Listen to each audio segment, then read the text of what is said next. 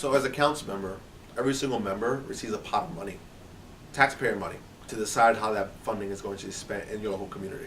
What they call discretionary items, because you have discretion to spend them the way you think is best. A member like myself receives about $500,000 in expense dollars, and expense means, help nonprofits run their programs and their nonprofit as a whole.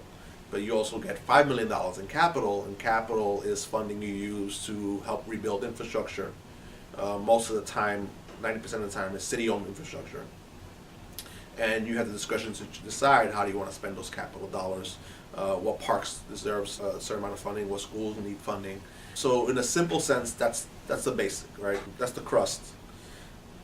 But you also have the responsibility to try to get more than that, right? You have to go out into the mayor's office and make sure the mayor's office, who has pretty much infinite access to capital money and expense money, to make them understand what are the important things in your district, and have the mayor also invest in those projects and those nonprofits.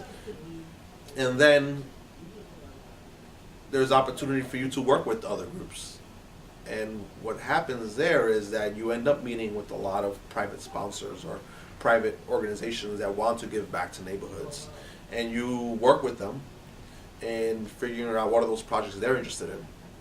And that way you can stretch out your capital discretionary money, because they're willing to invest a piece of it and you're going to put the other piece, and you're able to maximize the investments you bring to your neighborhood.